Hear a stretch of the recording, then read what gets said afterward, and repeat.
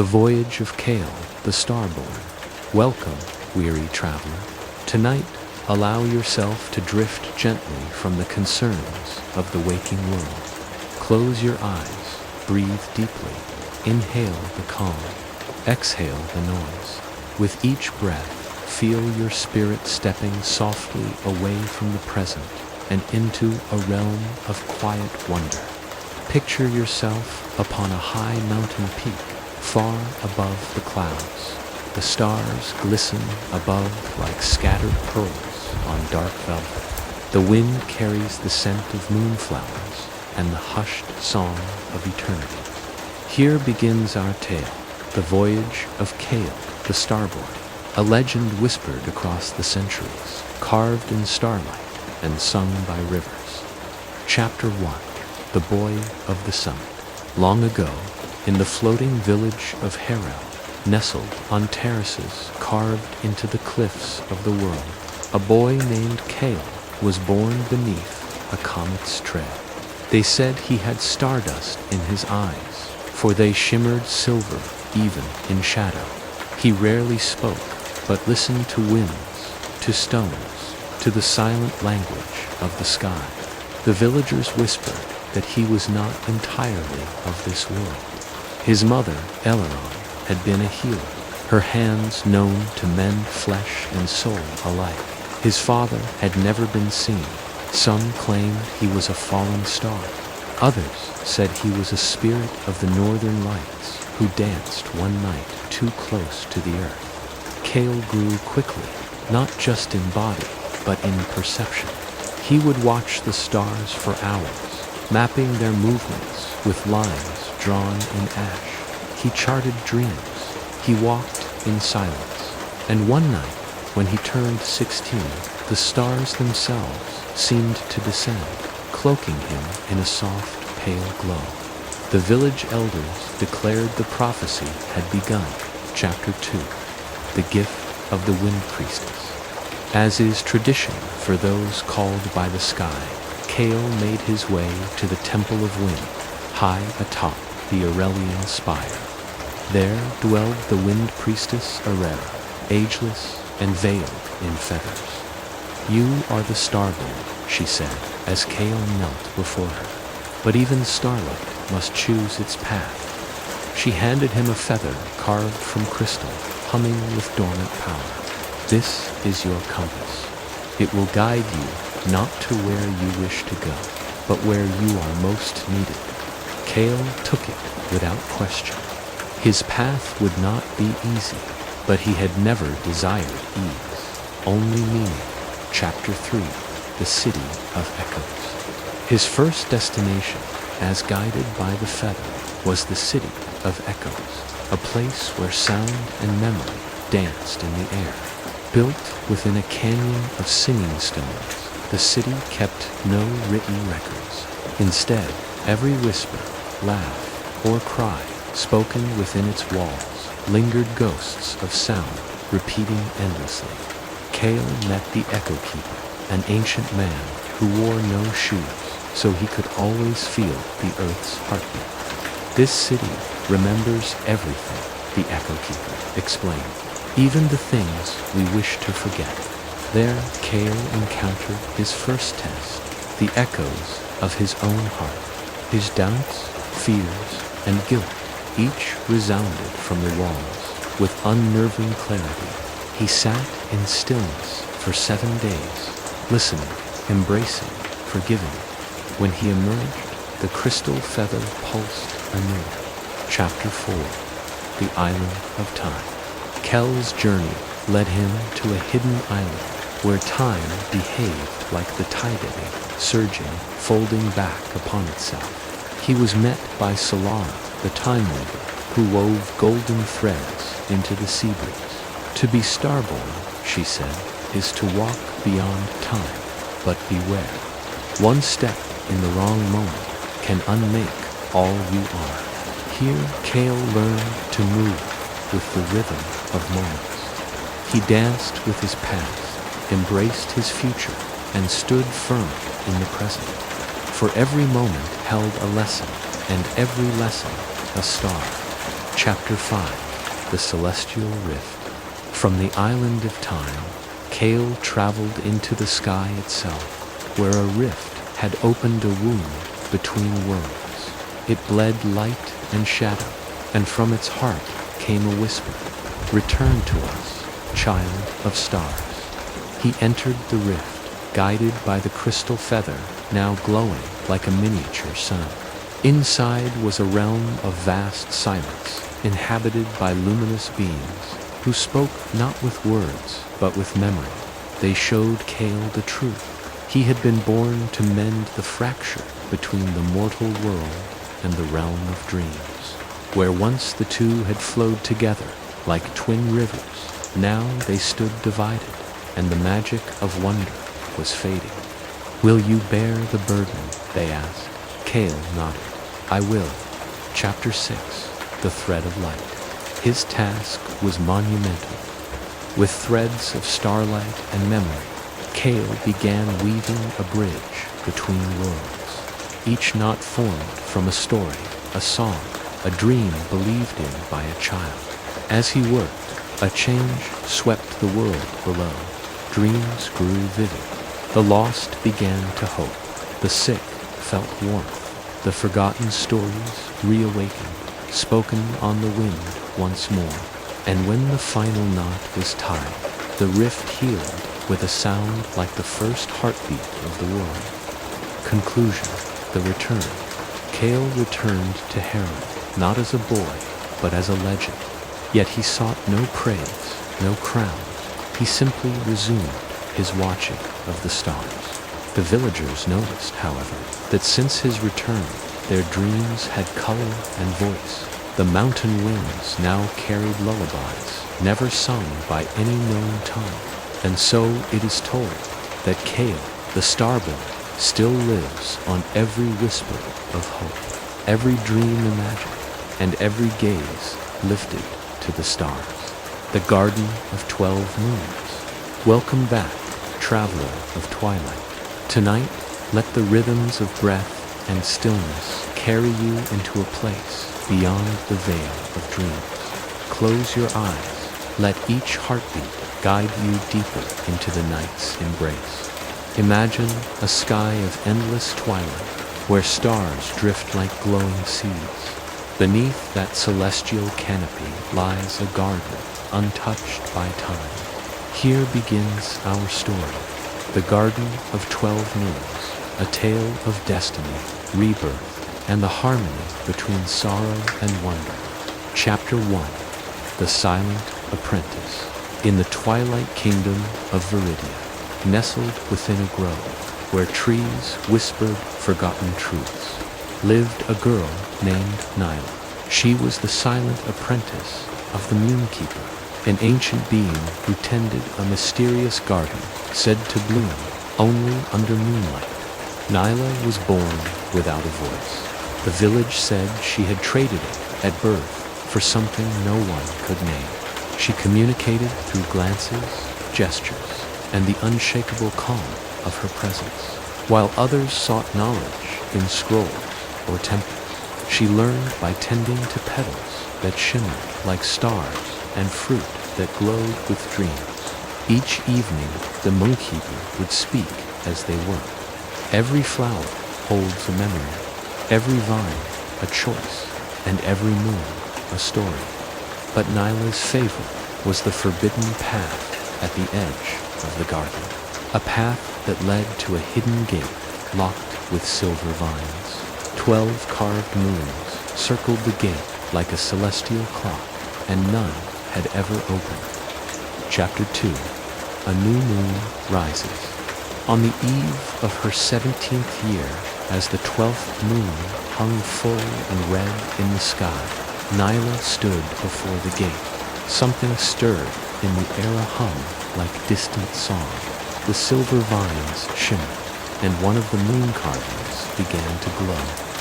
The Moonkeeper arrived silently, his eyes solemn. "You are being called," he said. "Each apprentice reaches this moment, though few are chosen. The Garden of 12 Moons hides many truths. It listens for the one who sees with more than eyes. He handed her a staff of moonwood, soft as silk and strong as iron. Enter only when the 13th breath leaves you, and do not fear the silence within. With her hand over her heart, Nyla exhaled slowly. 1 breath, 2, 12, and then, on the 13th, nothing. She stepped forward, and the gate opened. Chapter 3. The First Moon. Sorrow. Beyond the gate was a chamber of petals suspended in mist. At its center, a pale blue moon floated above a pool of still water. As Nyla approached, the moon pulsed with emotion. She felt a wave of sorrow, not her own, but vast and ancient. Visions filled her mind. A mother weeping for a child lost to war. A wanderer forgetting his homeland. A song unsung. She knelt and touched the water. A single tear fell from her eye, and the moon dimmed gently. The sorrow remained, but softened. Each chamber thereafter would reveal a new moon and a new truth. Chapter 4. The Second Moon. Joy. The second moon was golden and warm. Its light filled Nyla with laughter she had never heard. Children danced around her in shimmering visions. Lovers embraced under cherry blossoms. A grandmother taught her grandson to weave starlight into thread. Nyla closed her eyes and allowed the joy to rise within her. It rang through her bones like chimes in the wind. She spun, arms wide, and for a moment she imagined herself laughing aloud. When she opened her eyes, the golden moon had etched a radiant sigil onto her staff. Chapter 5. The Third Moon. Fear. The third moon was shadowy and flickering, like a candle in a storm. Nyla stepped into the chamber, and the walls seemed to breathe. She saw herself lost in an endless forest, alone, forgotten, chased by faceless forms. Her hands trembled. She turned to leave, but her feet would not move. Then, remembering the moonkeeper's words, she knelt and pressed her palm to the earth. I do not run, she thought. I walk with fear. The shadows receded. The moon, now steady, cast a silver glow that formed a second sigil. Chapter 6. The Fourth Moon. Memory. Here, time dissolved. Nyla saw her childhood, her mother's smile, her father's humming voice. The moment she realized she had no voice, and the kindness of the moonkeeper, who never asked her to speak, she wept openly. Each memory was a petal on the wind, drifting into her hands. The moon embraced her with a pulse of warmth. The staff glowed brighter. Chapter 7. The Fifth Moon. Hope. This moon hovered high above a field of dandelion lights. Each glowed with a child's wish, a dying man's prayer, or a poet's final stanza. Nyla wandered among them, touching the ones that flickered. Each time, the light grew strong again. She reached out to the highest blossom end. It bloomed in her hand. Chapter 8. The Sixth Moon. Despair. A stark chamber. A black moon. All lights were gone. All warmth faded. Here, Nyla fell to her knees. No vision came. No memory. Just an unbearable weight. Yet from deep within her chest, something stirred. Not her voice, but her breath. Rhythmic. Alive. She placed her staff into the dark soil, waited, and slowly, around it, flowers began to bloom, fragile but glowing. Despair was not the end. She realized it was the root of rebirth. Chapter 9. The 7th to 11th Moons. Lessons of the Heart. One by one, she faced the moons of wonder, anger, love, forgiveness, and time. Each taught her something new. Wonder taught her to look with fresh eyes. Anger taught her that fire could warm or destroy, and choice lay within. Love showed her the bonds she carried, even in silence. Forgiveness let her release the pain of being voiceless. Time revealed she had always been walking toward herself. Each moon carved new sigils on her staff. Chapter 10. The 12th Moon. Voice. At last, Nyla reached the final moon. It was not silent, as expected, but sang with a voice that was hers, but not hers. It was the voice of every silent child, every unheard elder, every unspoken poem. The moon descended, and she felt it enter her chestnut. For the first time, Nyla sang a single note, pure, eternal, conclusion. The garden reborn. When she emerged, the garden bloomed wildly, brighter than ever before. The moon keeper waited with a smile. You have danced with every shadow, loved every light. You are no longer apprentice, Nyla. You are the moon keeper now. And from that night on, dreams carried her song. And when travelers of soul and silence came seeking meaning, she welcomed them not with words, but with light and the song of 12 moons, the keeper of the hollow tree. Welcome again, traveler of dusk. As the night deepens and the stars whisper their secrets across the sky, let the tension of your day melt away. Breathe slowly, inhale serenity, exhale all worry. Let your mind drift toward a land where the trees are older than time and rivers speak in riddles. In this place begins our tale, the keeper of the hollow tree, a story of secrets buried in bark, of choices, and of the courage to remember. Chapter 1.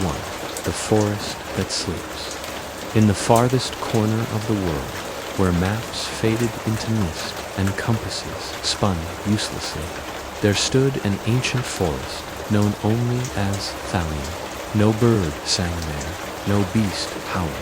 It was a forest that slept not in slumber, but in stillness, as though dreaming a long dream no one dared enter.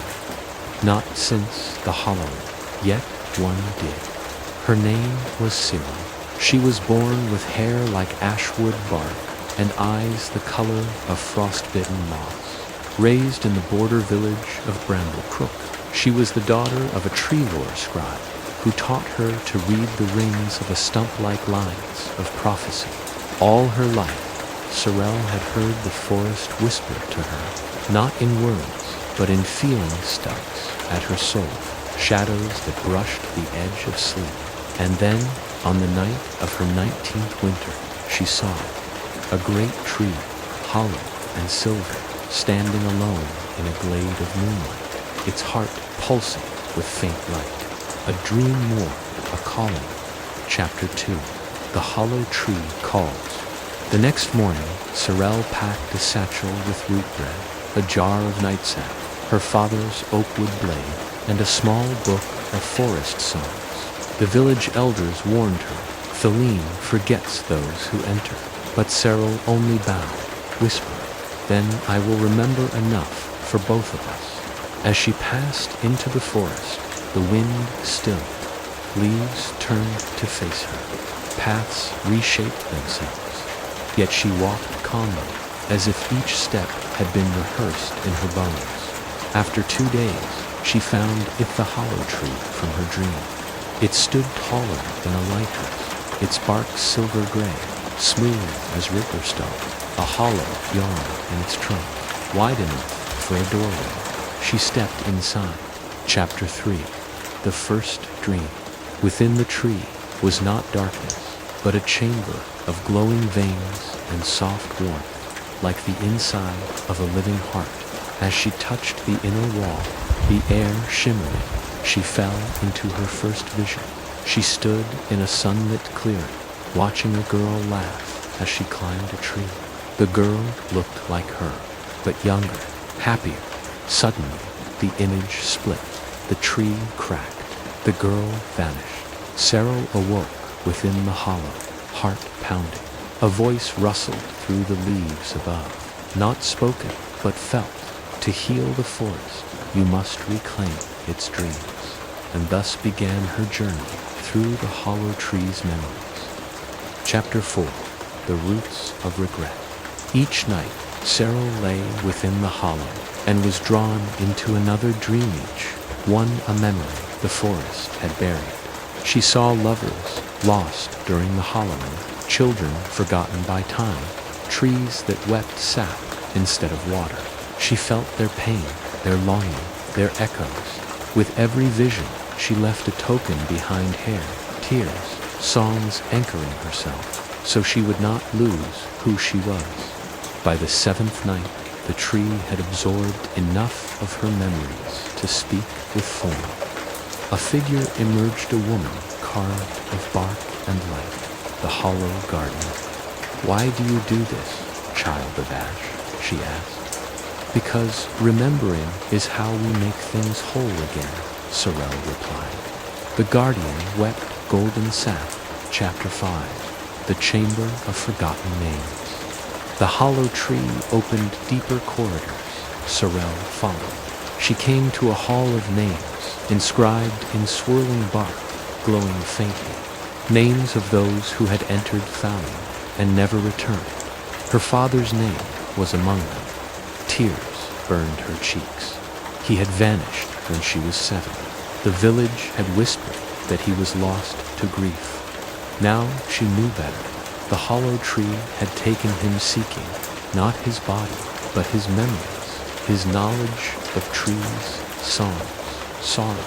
It had used his dreams to keep itself alive. "Then I will take him back," she said. Chapter 6. The Heartwood Trial. To reach her father's spirit, she had to face the Heartwood Trial, a labyrinth of bark and memory, where one could easily forget their own name. Inside, Cyril encountered reflections of herself. One, full of rage for being left behind. Another, fearful and begging her to run. A third, offering a life of ease if she simply forgot. She embraced each, naming them, forgiving them, and as she did, the bark labyrinth shifted. At its center stood a small tree, weeping. "Papa," she whispered. It shimmered and grew, taking the shape of a man with kind eyes and leaf-covered hands. "You remembered me," he said, voice like rustling pages. "And I always will," she replied. Chapter 7. The Dreamer Restored. With her father's memory whole again, the hollow tree began to change. Its silver bark darkened to warm oak. Leaves burst forth. Birds returned. The forest around it breathed. Sorel emerged with her father at dawn, hand in hand. The village gasped. The hollow tree bloomed behind them, no longer a place of dread, but of peace. The guardian bowed to Cyril from afar. "You are the new keeper." Years passed. Cyril remained by the hollow tree, now a sanctuary for lost dreams. Travelers came, seeking what they had forgotten, songs, faces, selves. She welcomed them all. She never forgot a name. And it is said that when the wind rustles through Thalion, if you listen closely, you will hear a girl's voice, quiet and strong. "Come home, you are remembered." The desert of whispering suns. Picture golden sands stretching endlessly beneath a sky of 7 suns. Imagine wind-carved stone towers and dunes that hum with ancient voices. In this sacred stillness begins our story, the desert of whispering suns. A tale of forgotten gods, eternal thirst, and a quest not for riches, but for silence made whole. Chapter 1. The Orphan of Garu. In the outermost sandbelt of the desert kingdom, Garu lived a boy named Tamer. He was born under a scorched eclipse, and the midwives whispered he bore the silence of the suns in his bones. He never knew his mother, who vanished the day he was born, nor his father, whose name had been buried in wind. Tamar grew up among wandering caravans, never in one place for long, but in every oasis every camp, he heard the same tales of the whispering sons who had once spoken to humankind, and of the sacred city of Irhim buried beneath the dunes. They said the city had fallen silent when humans stopped listening. Tamar always listened.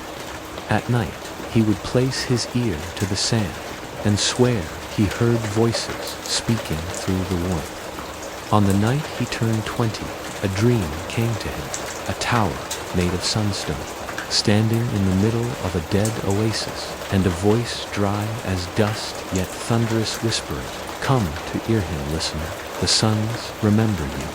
Chapter 2. The Map of Ashes. In the ruins of a collapsed ziggurat, Tamar found a map etched into a bowl of volcanic glass.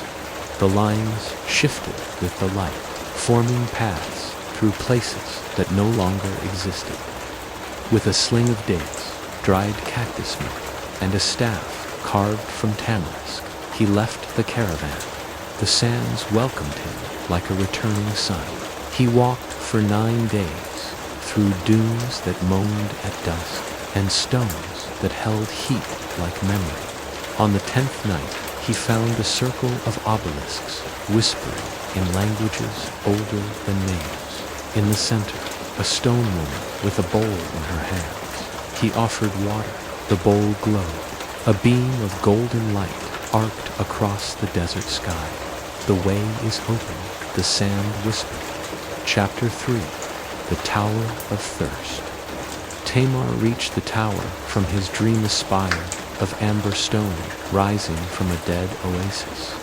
As he stepped into its base, his water flask emptied on its own, not spilled, not poured, gone. "This is the first trial," a voice intoned.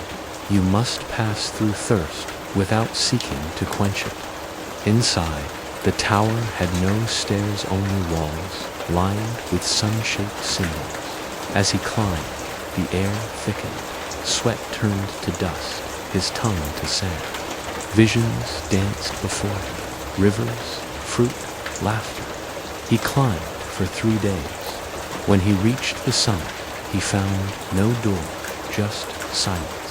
He sat, listened, wept dust, and the wall opened. Chapter 4. The Garden Beneath the Dunes. Beneath the tower, Tamar was led by golden light into a buried garden. Trees made of crystal, fruits made of memory. The suns appeared not as gods, but orbs of living fire, each humming a different note. "We once sang with your kind, the suns chorused, but your world grew loud." Tamar bowed low. "Teach me your silence." They offered him 3 fruits, one of stillness, one of remembrance, one of return. He ate the fruit of stillness. Immediately, time around him paused. Wind froze. Thoughts ceased. "You now hold the breath between words," said the suns. "Use it well." Chapter 5. Tamar journeyed again, guided now by intuition rather than map. He met others lost in the desert, a warrior fleeing the ghosts of battles, a child who could not cry, a storyteller who had forgotten their own name. To each, Tamar gave a part of his new silence, not to mute them, but to create space for truth. As they left him, they wept in thanks. The dunes shifted where he walked. The desert began to sing. Chapter 6. The Chamber of Echoes. At the foot of a crescent dune, Tamar found an entrance, hidden in shadow. Inside was the Chamber of Echoes, where every voice once spoken in Irhim remained. He heard arguments, lullabies, lies, prayers, a cacophony of memory. He sat among them, closed his eyes, spoke not a word, and slowly the voices dimmed one by one until only a single whisper remained. It was his mother's voice, Tamar. "When the world forgets how to listen, remember this sound, a note, a hum, pure." He hummed it back. The chamber glowed. Chapter 7. The Throne of Sand and light. Beyond the chamber, at the center of buried Irgen, stood the throne of the Sun's Voice, meant for a ruler who would speak only when needed and listen always. Tamar sat. The 7 suns circled him. "You have passed through thirst, silence, and song," they said. "You are the listener. Will you keep the silence for others?" Tamar nodded. The throne dissolved. Its essence fused into him. He did not become a god. He became a beacon. From that moment, across the desert, those who were lost began to find their way, not by seeing, but by listening. Years passed. The winds of Garu softened. Caravans began finding oases, once thought lost. Children listened to the dunes and heard stories. The silence no longer frightened people, soothed them. And in the middle of the sands, beneath a sky where 7 suns hummed in harmony, there wandered a figure robed in suncloth, his staff ringing gently with every step. He did not speak often, but when he did, even the stars leaned closer. The lighthouse of forgotten stars. Breathe deeply. Let the hush of tide and starlight rock you gently into calm. Picture a vast sea under velvet skies, where the stars above drift slowly like ships and stories float just beneath the surface. It is here, where sky meets sea, that our tale begins. The lighthouse of forgotten stars, a journey across oceans of memory, guided by light and longing. Chapter 1. The Boy Who Counted Stars. In the coastal village of Marrowhaven, where mist lingered in the early hours and fish were traded for stories, lived a boy named Lyre. He had hair the color of moonlit waves and eyes like kelp-laced shallows. He rarely spoke, but was known for one thing. Every night he would climb the old pier and count the stars. Lyre lived with his grandfather, a retired sea navigator who had once chased comets across oceans. From him, Lyre learned to read the night sky not as maps, but as messages. On his 12th birthday, Lyre saw something strange. One of the stars, bright and blue, flickered and vanished. Not faded, vanished, then another the next night, and another. The village astrologers said it was chance. The elders called it nonsense. But Lyre felt it in his bones. Something was stealing the stars. Chapter 2. The Voice in the Shell. One morning, while walking the shore after a storm, Lyre found a spiral shell the size of his palm. When he placed it to his ear, he didn't hear the sea but a voice. The stars are falling, child of sea and sky. The lighthouse sleeps. You must awaken it. That night, Lyre dreamt of a lighthouse made of crystal and bone, perched on an island that didn't exist on any map. Its light was dark, its keeper gone. When he awoke, he packed a compass, salted bread, and a vial of starlight oil his grandfather had kept hidden. Then, before dawn, he set sail alone.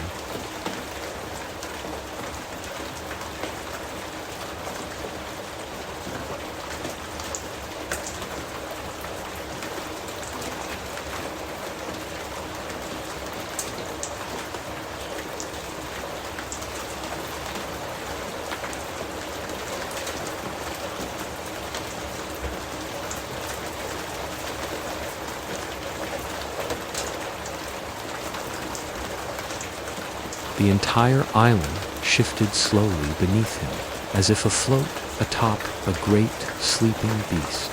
Birds did not fly there. The sky above remained starless. Lyre climbed the slope, guided by whispers in the shell. Chapter 4. The Sleeping Beacon. The lighthouse was immense, spiraling skyward, with walls of translucent stone. Inside, a staircase spiraled around a great crystal column and dust ladon. Lyre ascended. At the top, He found a chamber filled with mechanisms, powered not by oil or fire but starlight. In the center, a figure lay sleeping, a woman wrapped in robes of nightwind and sea foam. Her hands clutched a broken sextant. The keeper, the shell, whispered, bound to the balance of light and tide, lost in her own dreams. Lyre stepped forward. The air thickened. The stars above him blinked back into view. Chapter 5. Dreams of the Keeper. Touching her hand, Lyre was pulled into her dream. He stood upon a sea of stars. The Keeper walked ahead, weeping. I kept the light for eons, she said, but I grew tired. I forgot the stories. And so the stars began to fade. I remember, Lyre said. I know their names. She turned, then light them again.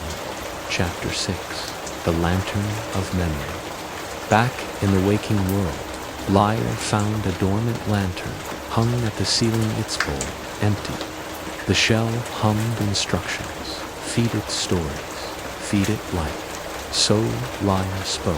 He told stories he had learned from sailors, myths of sea queens and starlit whales, tales his grandfather whispered during storms. And finally, he told his own, the boy who chased vanishing stars. With each word, the lantern glowed. When the final story ended, the lighthouse shuddered. Chapter 7. The light returns. The crystal column flared. A beam of pure white light shot into the sky bright enough to pierce the clouds, strong enough to rethread the torn seams of the cosmos. Above, stars reignited, constellations realigned. The night pulsed with renewed clarity. The Keeper awoke, eyes glowing like twin moons. Thank you, Starborn, she said. You have done what even I could not. But Lyre shook his head. You only forgot. We all do. I remembered for you.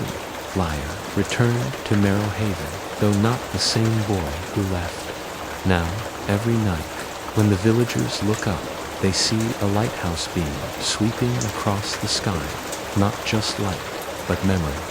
Lyre became known as the Watcher, the child who counted not just stars, but stories. And some say, when a star flickers, it's just Lyre polishing it from afar.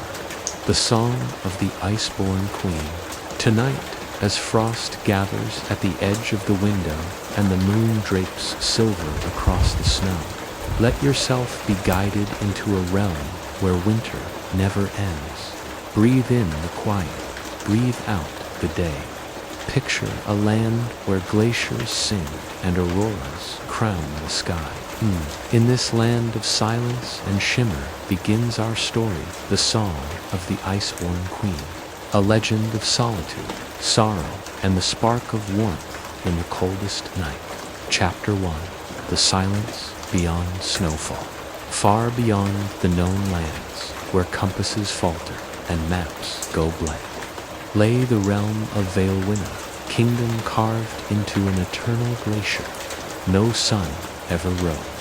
Only the light of the aurora danced above its frozen spires. In the heart of Vailwina stood a palace made of translucent ice, and in its highest tower lived a girl named Elira. The villagers called her the Iceburn Queen, though she was but 17 winters old. Her hair was silver as frost, her skin pale as snowlight, and her voice when heard could still a blizzard. Elira had ruled alone since the age of 12, when her parents vanished in the midnight frost. Legends claim she was born of winter itself, that the snow answered her thoughts, but none knew the truth, for she rarely spoke. Chapter 2. The Memory Encased. Elira wandered the halls of her palace alone, her breath clouding the mirrored walls. In the hall of frozen memories, she kept sculptures of icy ash, one shaped like a person, each one someone she loved and lost. One day, while polishing a statue of her mother, her fingers brushed something strange, a crack in the sculpture. Inside, a flicker of warmth. She pressed her hand to the ice. It pulsed with music. Startled, she returned to the library and found a scroll she had never read. It spoke of the lyric, flaming ancient fire, hidden beneath the world, kindled only by song. It could melt any sorrow, even ice. Chapter 3. The Fox Beneath the Moon. That night, Elira ventured beyond the palace for the first time in years. The snow welcomed her steps like a lullaby. Deep in the forest of glittering pines, she found a white fox with eyes like stars. "You seek the flame," the fox said, curling its tail. Elira nodded. "I wish to remember warmth, then follow where silence breaks." The fox bounded ahead, leaving no prints. Elira followed. Chapter 4. The Cave of Echoes. They reached a cave mouth lined with blue frost. Inside, every step Elira took echoed back as music. She sang a simple lullaby her mother once whispered, and the cave responded harmonies ringing from every direction. As she sang, the ice on her skin melted slightly. Her tears steamed. At the cave's heart, a glowing ember hovered, suspended in still air. "This is your warmth," the fox said, "but it must be shared to grow." Chapter 5. The Return and the Risen. Elira carried the ember in a crystal vessel. As she entered the palace, it pulsed. Each statue she passed glowed. Slowly, color returned to the cheeks of her frozen memories. When she reached the sculpture of her father, she sang again. A song of longing, of courage, of love unfrozen. The sculpture cracked, then shifted, then breathed. Her father opened his eyes. Chapter 6. The Council of Thaw. With the flames spreading through Valmir, those long-lost returned from their icebound sleep. A council formed, and Elira spoke before them not as a queen, but as a daughter. "Winter is part of us," she said, "but so is the fire of song." The people listened, and then they sang. The snow still fell, but now it danced. Now the iceborn queen no longer walks alone. She sings beneath the auroras, her voice weaving warmth into the wind. Travelers who cross Vailwyn's border speak of music in the ice, of laughter echoing in snow tunnels, of dreams that flicker like candlelight. And sometimes, when the wind is just right, they hear the song of Elarat, the girl who melted a kingdom. Imagine a mountain so vast that it touches the moon, and a cavern deep below where a secret fire waits. In the hush of stone and time begins our story, the flame beneath the mountain, a tale of ancient guardians, forgotten power, and the light we carry within. Chapter 1. The Child of Ashfell. In the shadow of Mount Veron, where the land whispered of dragons and the winds tasted of minerals, lived a girl named Mary. She was born during the red dusk, when the mountainside and embers filled the sky. Her village, Ashfell, was built on stone, carved into the cliffs like barnacles on a whale's back. They worshipped the mountain, leaving offerings in hollowed cairns. But no one dared climb beyond the smoking ledge-knot since the fire veil closed. Marin was different. She heard songs in stone, felt pulses in the earth. She spent her days sketching symbols into charcoal and listening to her grandfather's tales of the flame beneath. On the eve of her 16th year, she dreamt of a voice echoing through tunnels. The flame dims, the mountain forgets. Come, child of ash, rekindle the heart. Chapter 2. The Key of Stone and Song. Mary told no one. Instead, she visited her grandfather, who gave her a necklesa black obsidian shard etched with runes. "It belonged to your mother," he said, voice like cracking firewood. she vanished beneath the peak, chasing the same dream. That night, the shard hung. It pulsed with light, guiding her to the old lava tunnel beyond the village. Ignoring the warnings carved into stone, she entered. The passage closed behind her. Chapter 3. The Chambers of Trial. The tunnel led into the mountain's core, where heat shimmered in the air like memory. The first chamber was of mirror's walls of molten glass that reflected Marin's fears. She saw herself abandoned, consumed by flame, lost. But she stepped forward, saying aloud, "I am not ash, I am ember." The mirrors cracked. The second chamber was silence of void, where she could hear only her heartbeat. Time stretched. Her thoughts screamed, but she knelt and placed her hand on the floor. The stone sang. Chapter 4. The Ember Sphere. In the third chamber, she met a being made of living flame and volcanic stone guardian called Kael. "Why do you seek the heart of the mountain?" it asked, voice rumbling. "Because it called," she replied, "and I will not let it fade." Kael tested her resolve with firestorms and riddles. When she passed, he bowed and revealed a bridge of obsidian leading downward. The flame sleeps, wakened. Chapter 5. The Heartfire Vein.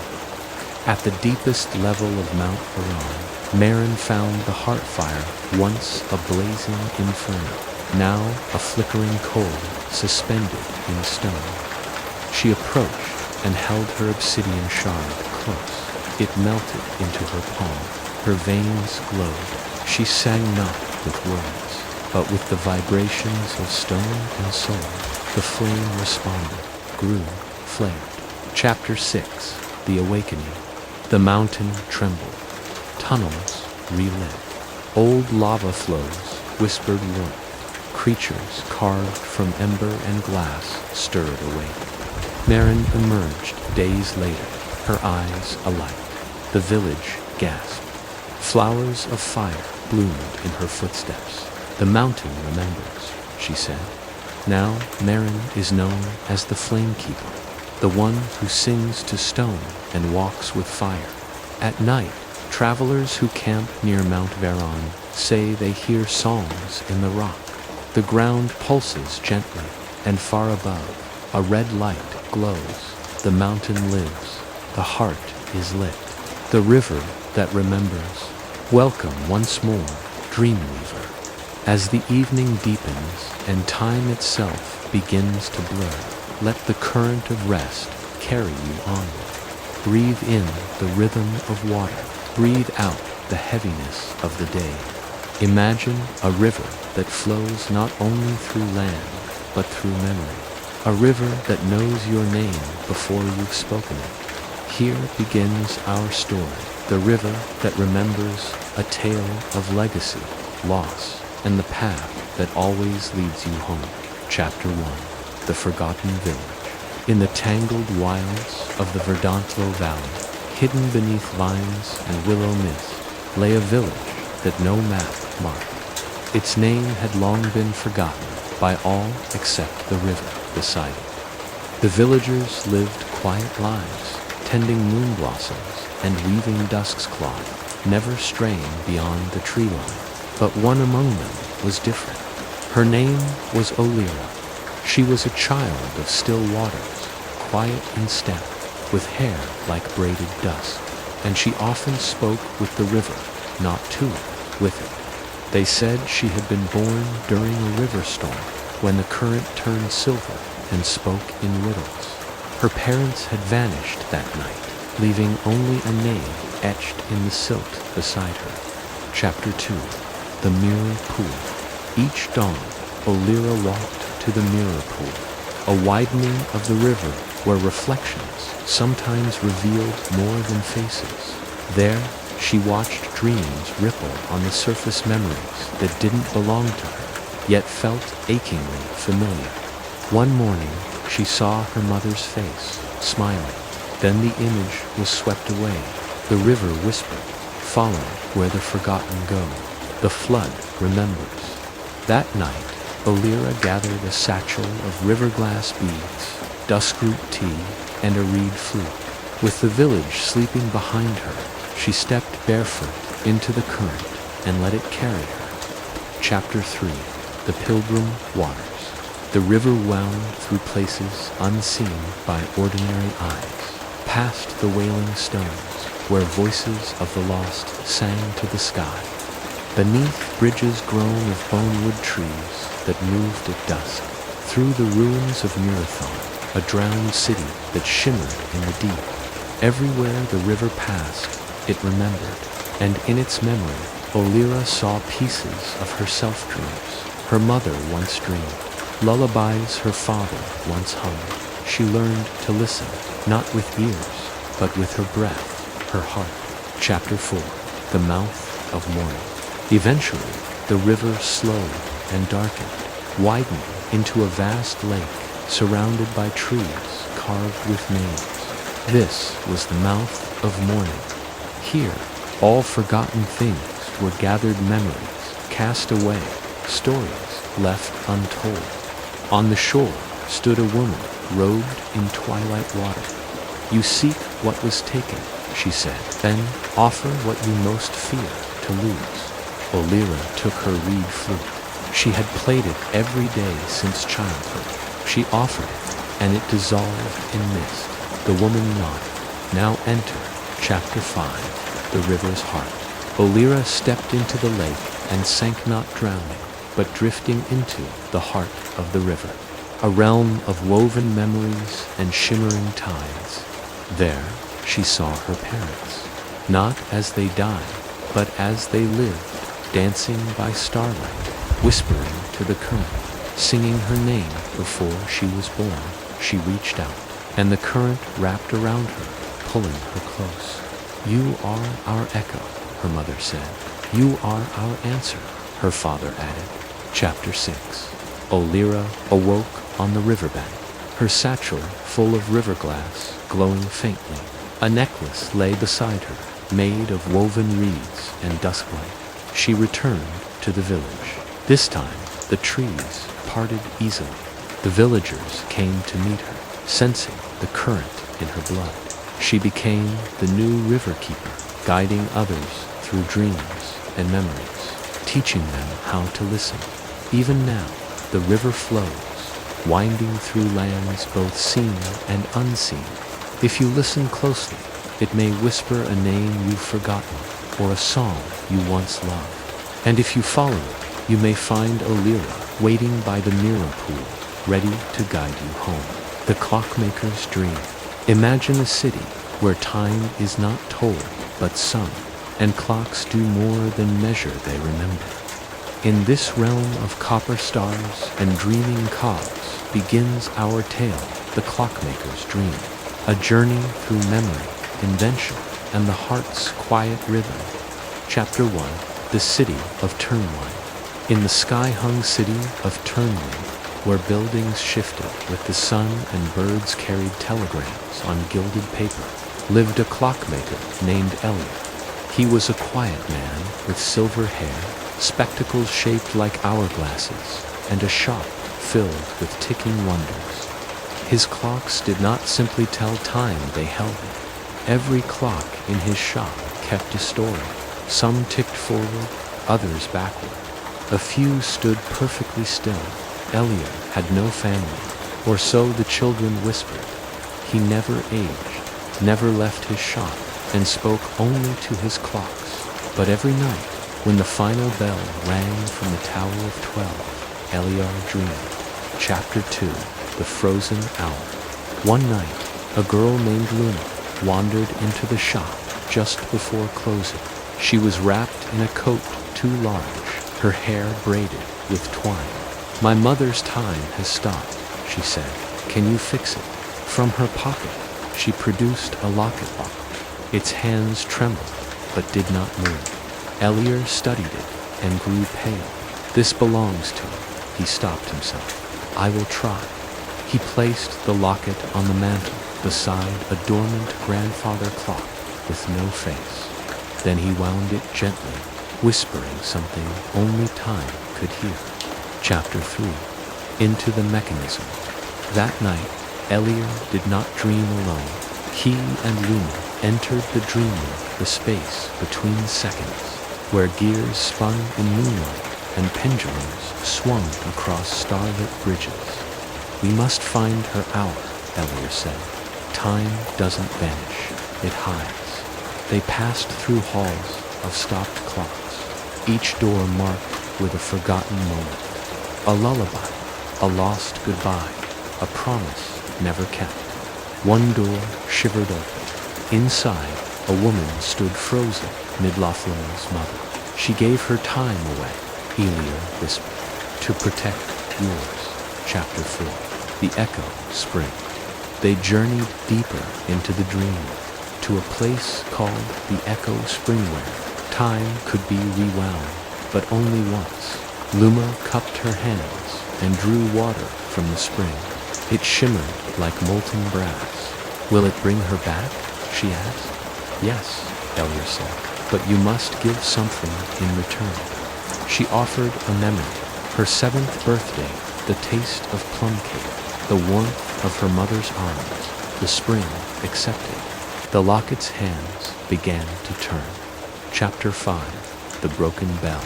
But something stirred. A bell rang off-key and jagged. From the shadows came a figure of rust and cracked glass. "Time thief," Eliar said. "It feasts on unguarded moments." The creature lunged. Luma threw the locket into the dreamwork's heart. It burst with light, casting gears like stars. The thief dissolved. Chapter 6. The Return. They awoke. Luma's mother stood in the shop, blinking slowly, locket ticking in her hand. Elier watched them embrace. A tear slipped down his cheek. He returned to his bench, opened an old drawer. Inside was another lockadusty, forgotten. He wound it. Luma and her mother left turning, but Elier remained. People began to visit the shop, not to buy clocks, but to recover time they had lost. A laugh, a song, a face in a dream. They called him the ticker of lost things. And some nights, if you listen closely in your sleep, you might hear his voice whispering through the chime. No time is truly lost, only waiting to be remembered. The crown of the deep sky. Welcome, dear traveler of twilight. Tonight, let your breath slow and your thoughts soften as we journey beyond the reach of modern time. Close your eyes and let each breath be a ripple across the still lake of your mind. Inhale the calm, exhale the weight of the day. With every breath, the world around you dissolves into starlight, and you find yourself standing in a land untouched by memory, where the night sky bows low to meet the mountaintops, and the stars speak in hushed tones. It is here, under an eternal sky, that our tale begins. A tale of a forgotten queen, a silent constellation, and the secret that lies between the stars. Chapter 1. The Starless Crown. Long ago, before the constellations found their names, there was a kingdom carved into the cliffs of the sky. It was known as Valhera, the kingdom above the clouds. Suspended between dusk and dawn, its towers were spires of obsidian and starlight, and its rivers shimmered with celestial dew. The people of Valhera lived by the rhythm of the heavens. They read omens in the movements of stars, harvested light from falling meteors, and sang lullabies to the moons as they passed overhead. At the heart of this realm ruled Queen Selira, the last of the sky-born bloodline. She was a quiet monarch Kriegel, and reserved with hair as dark as midnight and eyes that reflected the entire firmament. She wore no crown of gold or gem, but instead a circlet of silver thread woven from the tail of a dying comet. This was the starless crown, a symbol passed down only when a queen's purpose had not yet been fulfilled. It was said that when the true queen of the sky was found, the stars themselves would light the crown once more. But the stars had been silent for 1,000 years. Chapter 2. The Voice That Fell from the Stars. One night, Salira stood alone on the balcony of the sky throne, gazing up at the constellations.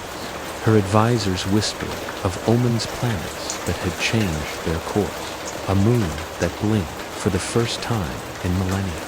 But Salira felt no fear, only longing.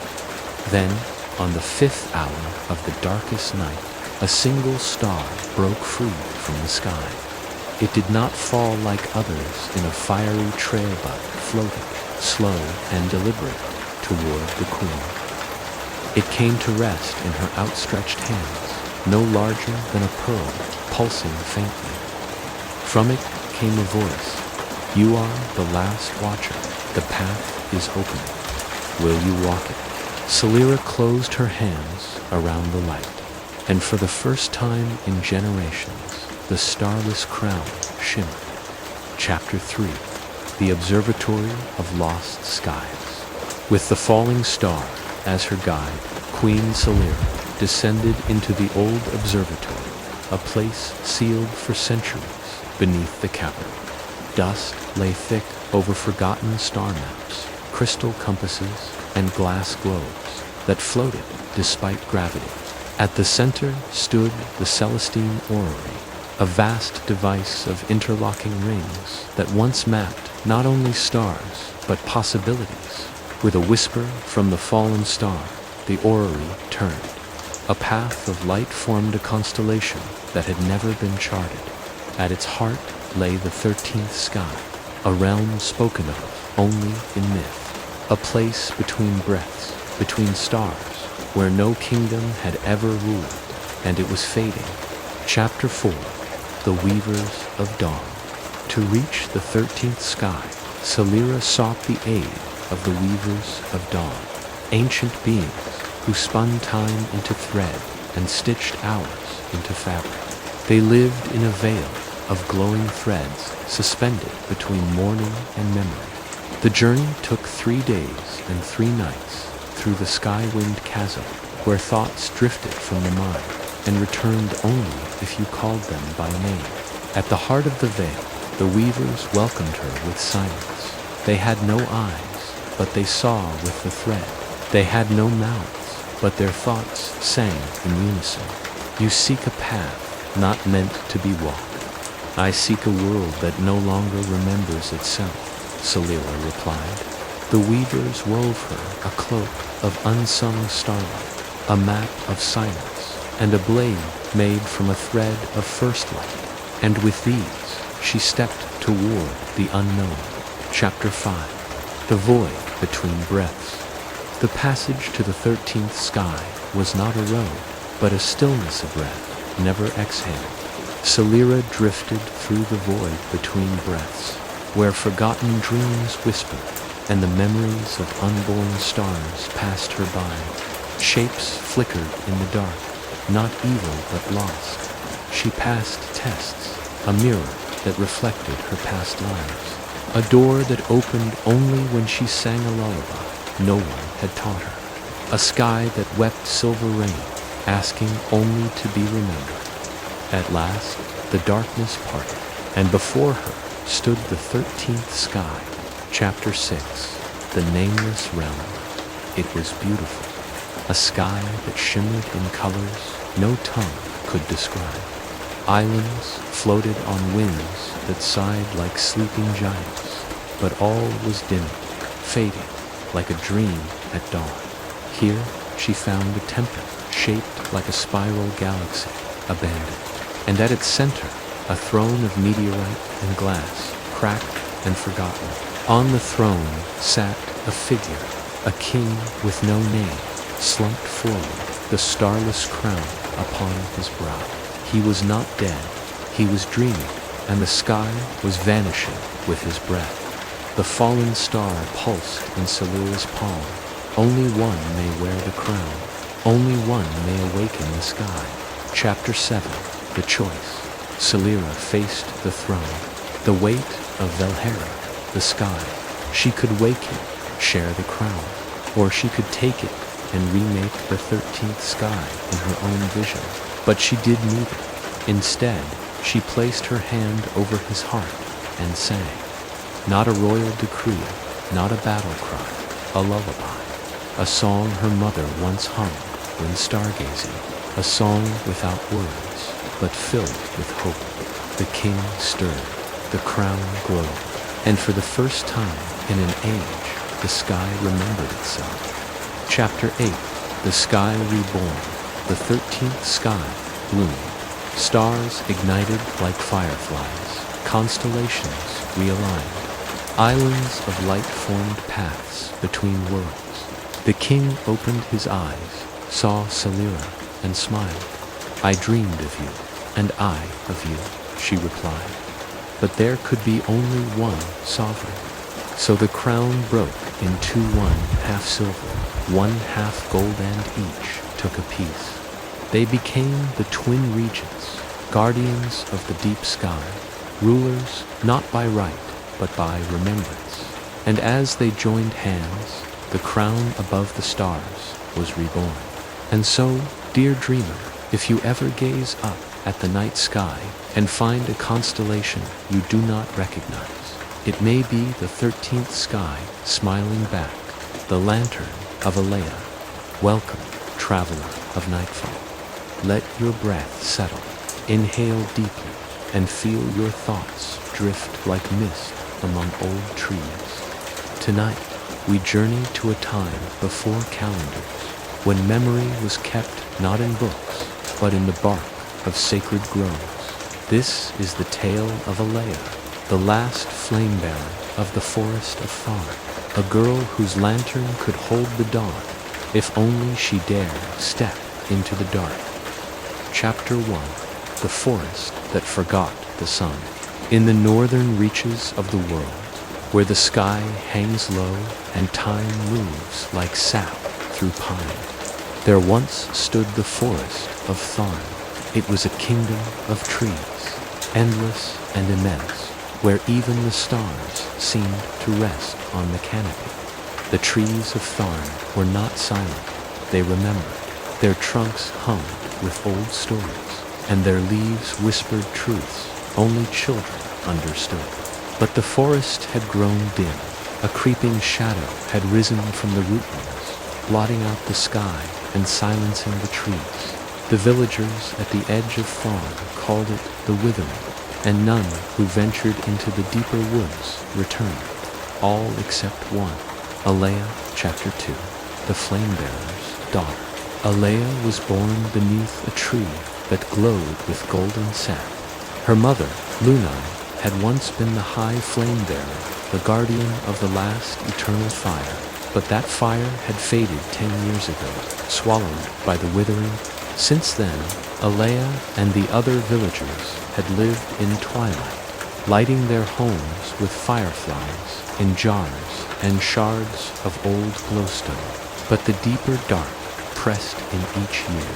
On her 17th winter, Alea sat beside the last unlit lantern of her mother. Its glass had dulled, its metal rusted, yet when she touched it, it pulsed faintly, and in the wind that night she heard a voice. The fire is not gone, only waiting. Chapter 3. The Root Path. At dawn, Alea left the village with nothing but the lantern, a satchel of moss thread, and a cloak of ember thread once woven by her mother. She entered the Tharn woods, where the air was thick with sleep. The trees stood, still not dead, but remembering too slowly. She followed the root path, a trail worn only by memory. Ghostly shapes of old flame-bearers flickered in the fog, offering silent warnings. But Alea walked on, lantern in hand. And when she reached the place where the last fire had been extinguished, she knelt and whispered, "I remember you." The lantern stirred, and the ground beneath her opened. Chapter 4. The Hollow Flame. She fell not downward. but inward into a cavern made of twisted wood and glowing roots. At its center floated a coal the size of her palm, the hollow flame. It was not bright, not warm, but it pulsed like a heartbeat. As she reached toward it, the shadows around her writhed. They formed mouths, speaking no words, only fear. You cannot bear the light. You will fail. You are not your mother. But Alea did not flinch. She placed the coal into her lantern. The flame did not ignite. Instead, it began to sing. Chapter 5: The Trial of the Silent Flame. The song of the flame guided her through ancient corridors beneath the forest once sacred halls of the flame wardens, now crumbling and infested by silence. In each chamber, she faced a trial. In the Hall of Mirrors, she saw visions of herself failing, growing old with regret. In the Chamber of Smoke, she forgot her name.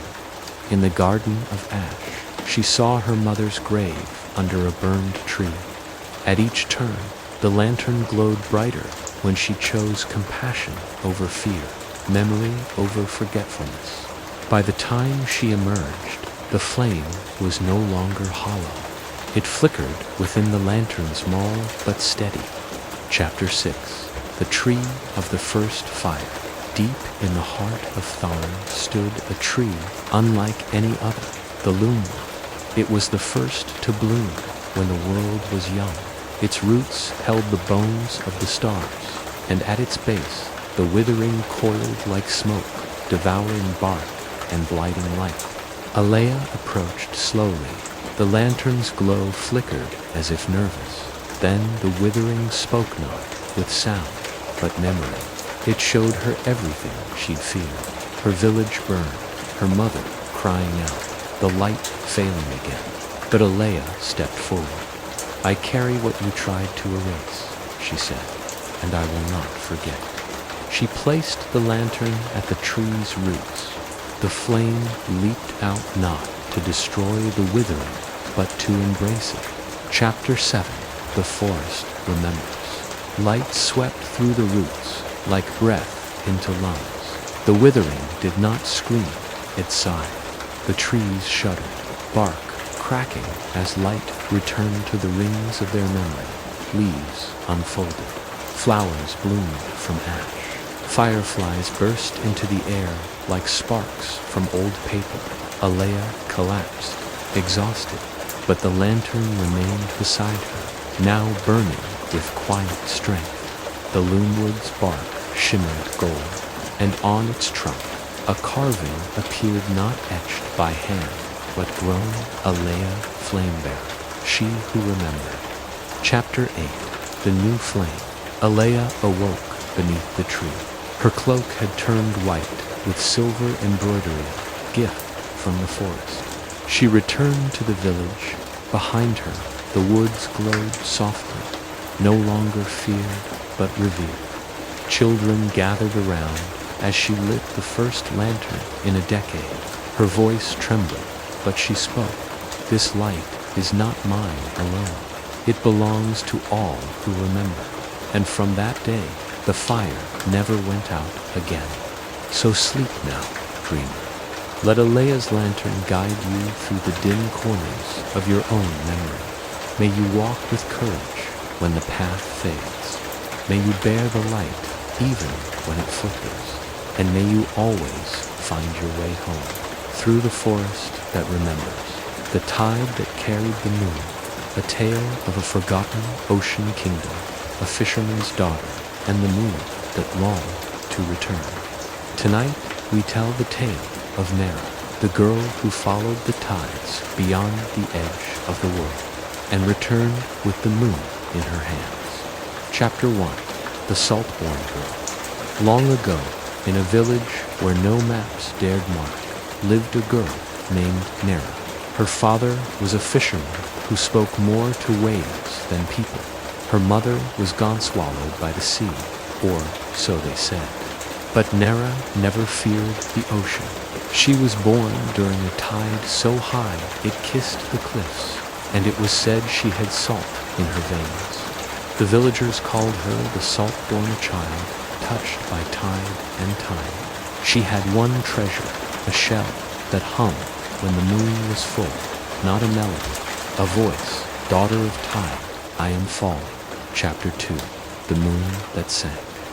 On the night of her 17th year, the moon did not rise. The villagers gathered in silence. No lanterns could be lit. The tides were still. Even the fish did not stir. Nera stood on the dark shore, clutching her shell. Where are you? She whispered, and the voice answered, I am drowning. The shell pulsed in her hand, and before the villagers' stunned eyes, the sea split not with violence but reverence. A path of wet stone led into the depths. Nera stepped forward and vanished beneath the waves. Chapter 3, The Kingdom Beneath. The world below was not cold, it shimmered. Nera walked through ancient coral spires and fields of kelp that glowed with memory. Schools of translucent fish watched silently as she descended further, guided by the pulse of her shell. She came upon a ruined city of pearl and obsidian, Lunarith, once the kingdom of the moon. In the throne room, a figure lay curled pale, silver-haired, and barely breathing. It was Selûne, the moon spirit. Her light had grown heavy. She had fallen from the sky, and no one had come until now. Chapter 4, The Tidespeak Ritual. To save the moon spirit, Nera needed to complete the ancient Tidespeak ritual, forgotten even by the ocean's oldest dwellers. She sought the help of the Shelperists, creatures with voices like whale songs and faces made of coral runes.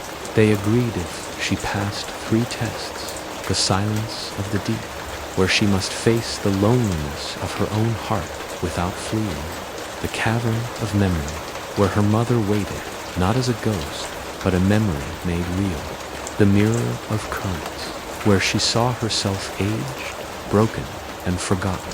Each time, Nera held the shell and whispered, I came to carry the moon.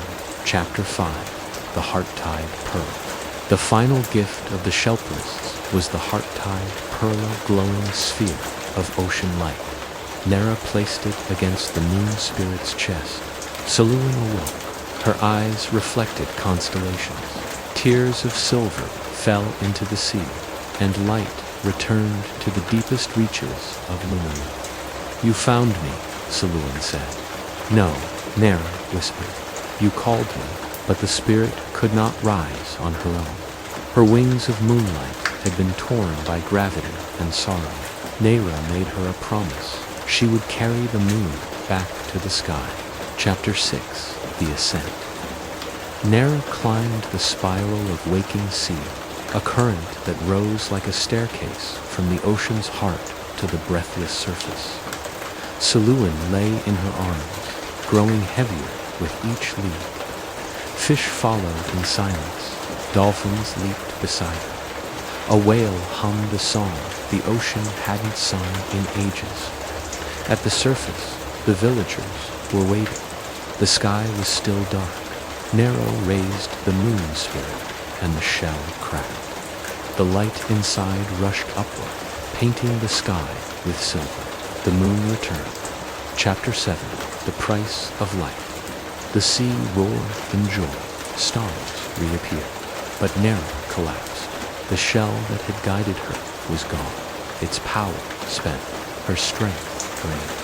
Selûne hovered above her, radiant once more. You are not meant to fade, she said. You gave me the sky. Let me give you a tide. The moon spirit kissed Nera's brow, and the tide rose not to drown, but to cradle. Nera was carried away. Chapter 8. The Lantern Isles, where driftwood grew into trees, and the stars hung low. She was alive. A lantern floated beside her, lit with moonlight. Her cloak shimmered with threads of starlight, and in her hair a single white pearl The tide whispered to her, now not as ocean, but as kin. She would not return to the village. She would become a guide for all who were called by the sea.